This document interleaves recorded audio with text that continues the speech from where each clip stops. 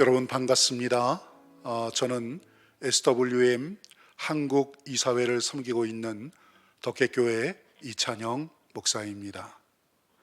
지난 4월에 있었던 터키 아울리치에 다녀온 후에 받은 바 은혜를 함께 나누도록 하겠습니다. 오늘 본문의 말씀은 누가복음 5장 12절에서 13절의 말씀입니다. 예수께서 한 동네에 계실 때에 온몸에 나병 들린 사람이 있어 예수를 보고 엎드려 구하여 이르되 주여 원하시면 나를 깨끗하게 하실 수 있나이다 하니 예수께서 손을 내밀어 그에게 대시며 이르시되 내가 원하노니 깨끗함을 받으라 하신대 나병이 곧 떠나니라. 저희 덕계교회가 아프리카 니제르에 파송한 임준표 선교사님은 30년이 넘는 시간을 주님 나라 위해서 바치신 저희 교단의 GMS 선교사 1호 선교사이십니다.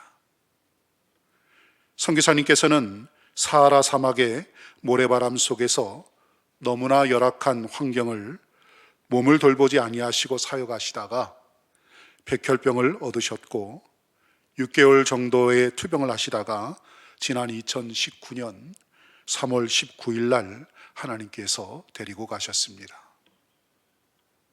이 사건은 저로 하여금 하나님을 향한 왠지 모를 원망의 마음을 가지게 되었습니다. 니제르는 아프리카 사하라 사막에 인접한 서부 아프리카에 위치한 최대 빈민 국가입니다.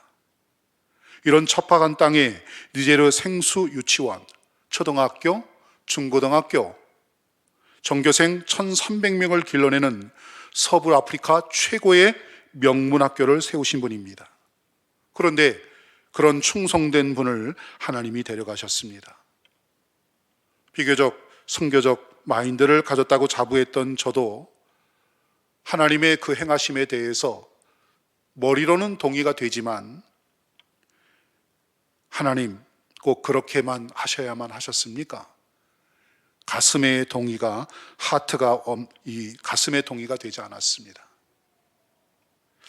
그렇게 가슴이 식어가면서 선교는 계속되었고 그러나 그 선교가 진행되는 동안에 제 마음에 하트가 없는 그런 선교를 형식적 선교를 하고 있었는데 때마침 코로나가 터졌고 이것은 요나가 마침 니느웨로 가라는 하나님의 명령 앞에 다시스로 가는 배를 타는 그래서 배 밑창에 들어가서 깊이 잠들 수 있는 그런 핑계를 저에게 제공했습니다. 저는 배 밑창에 내려가서 깊은 잠을 자면서 영적 침체기를 겪고 있었습니다. 이렇게 스스로를 정당성을 부여하면서 잠을 자고 있을 때 홀로 남겨진 3호 선교사님이 코로나 접종으로 고국에 나와 계셨는데 니제르는 워낙 의료 상황이 좋지 않아서 코로나 걸리면 죽습니다. 그래서 이제 나오셔서 백신도 맞으시고 이제 몸의 체력도 회복하시는 가운데 있었는데 얼마 후에 다시 니제르에 들어가신다는 겁니다. 상황 좀 나아지면 들어가시라고 큰일 나신다고 그렇게 설득을 했더니 선교사님이 이렇게 말씀하십니다. 주님이 저까지도 죽으시라면 죽겠습니다. 이 말을 듣는데 정신이 번쩍 났습니다. 수년 전부터 시리아 난민, 아프가니스탄, 이란 난민들의 소식을 들을 때마다 제 가슴 속에 계속해서 건너와서 우리를 도우라 이러한 성령의 부담감을 계속 주셨는데 이런 핑계 저런 핑계를 대면서 외면해 왔습니다. 하나님 지금은 상황이 아닙니다. 지금은 때가 아닙니다. 이렇게 핑계를 대왔는데 그 선교사님의 말을 듣는 순간 저는 마음이 무너졌고 하나님의 그 마음의 부담감을 다시 회복을 했습니다. 순종하기로 한 것입니다. 근본 터키 아울리치를 통해서 왜 하나님께서 저에게 그런 부담감을 계속 주셨는가에 대해서 저의 눈으로 보게 하셨고 마음 깊은 곳에 말씀을 주셨습니다. 오늘 본문의 말씀은 예수께서 한 동네에 들어가서 머물고 계실 때에 온몸에 나병 들린 사람이 찾아온 이야기입니다. 이 나병 환자는 예수 앞에 엎드려서 이렇게 구했습니다. 주님, 원하시면 저를 깨끗하게 하실 수 있습니다. 당시 나병 환자로 판명이 되면은 레위기 13장에 보면 나병 환자의 규례가 나옵니다. 이것을 케차트사라고 하지요. 나병 환자는 먼저 옷을 찢어야 됩니다. 옷은 신분을 말하기 때문에 그 사람의 신분을 이제 박탈한다는 것을 의미합니다. 그리고 머리를 풀어 헤칩니다.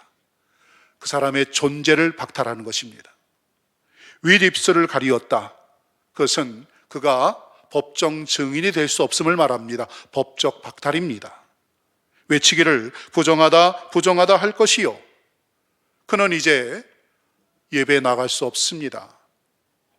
성전에 갈 수 없습니다. 그 사람의 종교적 박탈을 말합니다. 병 있는 동안은 늘 부정할 것이라 그가 부정한 즉 혼자 살되 진영 밖에서 살지니라. 그는 사랑하는 가족과 그리고 친구와 친척과 모든 관계에서 단절이 되고 그는 진영 밖에서 살아야 됩니다. 사회적 박탈을 말합니다. 한마디로 말하면 나병 환자가 된다는 것은 숨은 쉬고 있지만 죽은 자와 같은 취급을 받은 것입니다. 이런 나병 환자가 마을 공동체에 들어올 수 있는 경우는 한 가지 경우입니다. 자기 병이 나아서 제사장에게 보이고 병이 나았다라고 하는 확증을 얻을 수 있는 것, 그것뿐이었습니다. 그거 외에는 마을 안으로 들어오면 안 됩니다. 그렇다면 이 나병 환자가 마을 안으로 혹시 들어오다가 다른 사람에게 발각이 되기라도 하면 그는 돌에 맞아 죽습니다.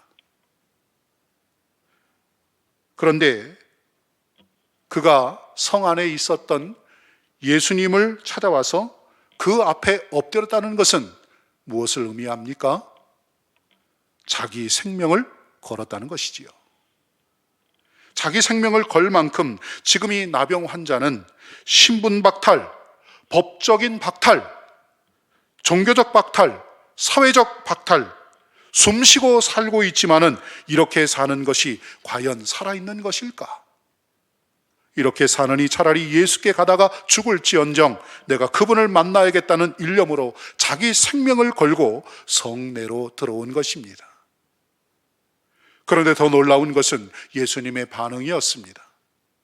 13절에 보니까 예수께서 손을 내밀어 그에게 대시며 이르시되 내가 원하노니 깨끗함을 받아라. 굳이 손을 대실 이유가 무엇입니까? 예수님이 말씀으로 치유하실 능력이 없을까요?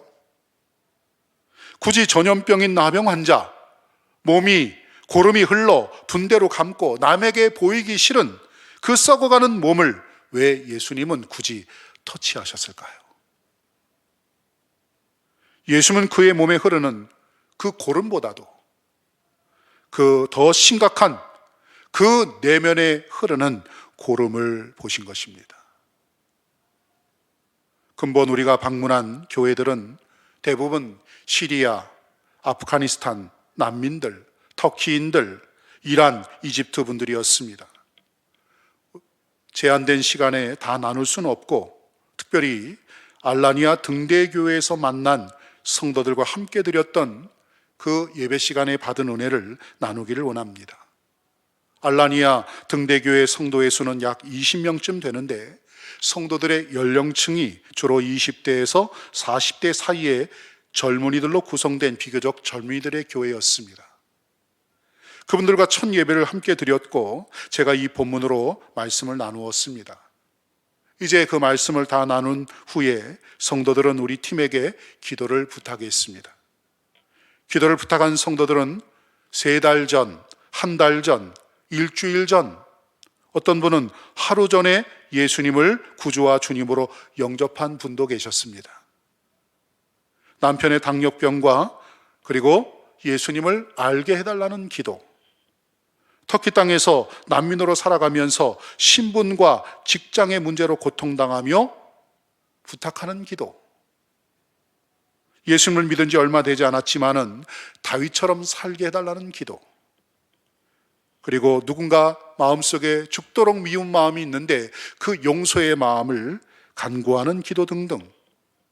그런데 첫 기도를 요청한 한 자매는 기도를 시작하자마자 소리를 지르며 자신이 내면의 힘겨움과 영적 싸움을 싸우고 있는 한 자매가 있었습니다.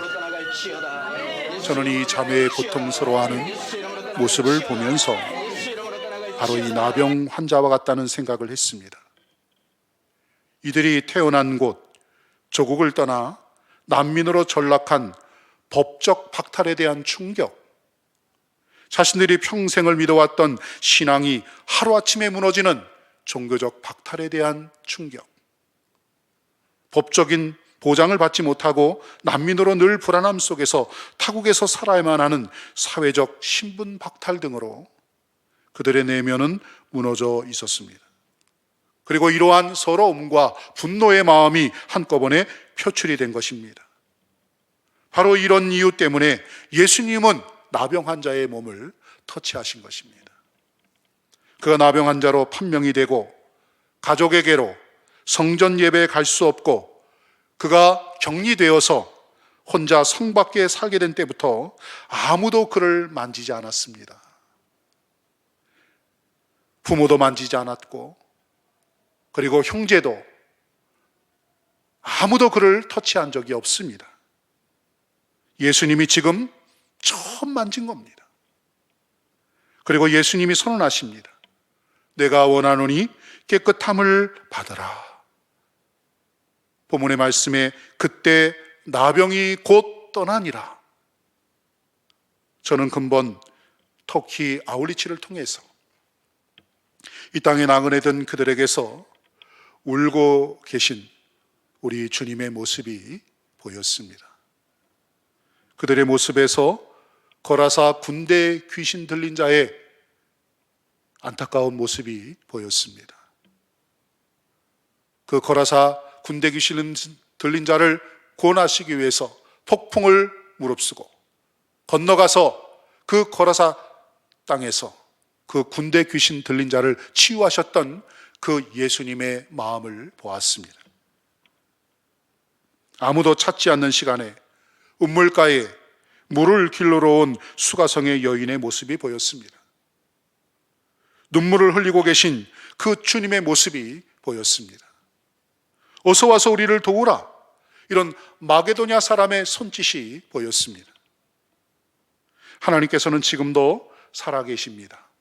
그리고 7뼈를 잡으시고 금촛대 사이로 다니시면서 역사를 운행하고 계시는 그 하나님을 저희는 믿습니다. 중동과 이슬람의 이 문을 하나님께서 활짝 열고 계십니다. 하나님이 여신 그 문을 누구도 닫을 자가 없을 것입니다. 그리고 왕의 대로를 수축하라는 이 명령 앞에 복음의 빚진 민족, 조국의 교회를 우리 하나님은 지금 콜링하고 계십니다. 이 영광스러운 콜링 앞에 SWM 리더십에 주신 아울리치 스피릿은 CIS입니다. 컴포트, 위로하라. 임팩트, 능력을 전이하라. 서비스, 섬기라.